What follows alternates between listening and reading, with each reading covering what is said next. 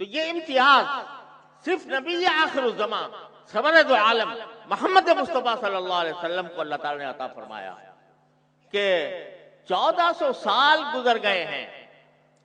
نہ صرف قرآن بلکہ نبی کریم صلی اللہ علیہ وسلم کی ایک ایک حدیث کی متصل سند ہم سے لے کر سرکار دو عالم صلی اللہ علیہ وسلم تک موجود ہے۔ آپ نے ابھی دیکھا کہ ہمارے طالب علم نے پڑھا کہ میں نے کس سے پڑھا ہے، میرے استاد نے کس سے پڑھا، ان کے استاد نے کس سے پڑھا، اور یہاں تک کہ امام بخاری تک پہنچ گئے، اور اس کے بعد امام بخاری کی حدیث موجود ہے۔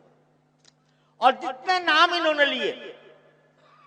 اور جتنے نام بخاری شریف کے اندر آتے ہیں کہ سند کے کہ میں نے فلاں سے پڑھا، میں نے فلاں سے پڑھا، میں نے فلاں سے پڑھا، ان میں سے ایک ایک انسان کا کچا چٹھا اسماء الرجال کی کتابوں میں موجود ہے۔ آپ بخاری شریف کی یہ 2 جلدیں ہیں اور اس کے اندر ہزاروں حدیثیں ہیں، تقریباً 60,000 کے قریب احادیث ہیں۔ ان 60,000 احادیث میں ہر سند کے اندر کم سے کم 3 اور زیادہ سے زیادہ 6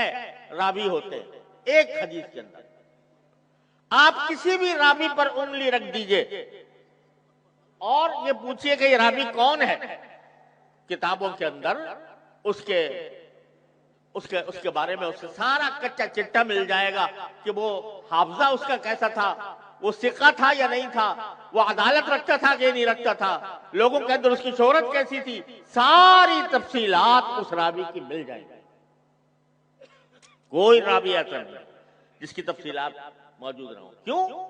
اللہ تعالیٰ نے جب وعدہ فرمایا تھا اِنَّا نَحْنُ نَزَّلْنَا الذِّكْرَ وَإِنَّا لَهُ لَحَافِظُونَ،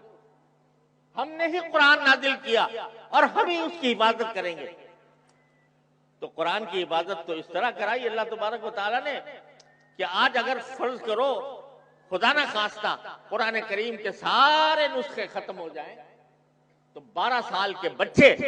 اپنی زبان سے اس کو لکھوا دیں گے، اور ہر ملک و ملت، ہر ملک کے اندر الحمدللہ قرآن کریم کے حافظ سے ملیں گے۔ لیکن حفاظت صرف الفاظ ہی کی تو نہیں تھی،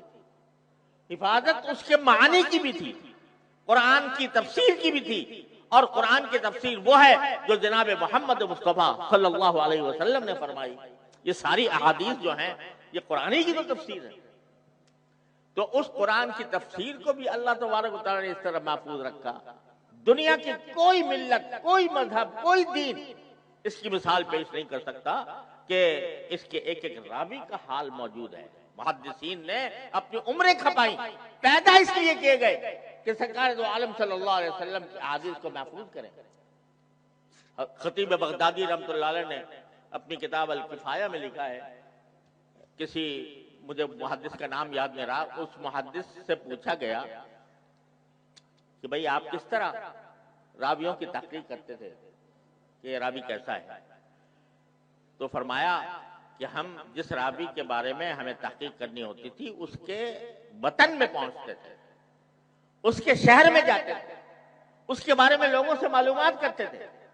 اتنی معلومات کرتے تھے کہ بھئی اس نے پڑھا کہاں ہے، یہ حافظہ اس کا کیسا ہے، کبھی اس سے جھوٹ بولا ہے کہ نہیں بولا، اور اس کا کردار کیسا ہے، کیریکٹر کیسا ہے۔ یہ معلومات اس طرح کرتے تھے کہ لوگ جن سے ہم معلومات کر رہے ہوتے تھے وہ ہم سے بعض اوقات کہتے تھے کیا ان کا کوئی رشتہ آیا آپ کے ہاں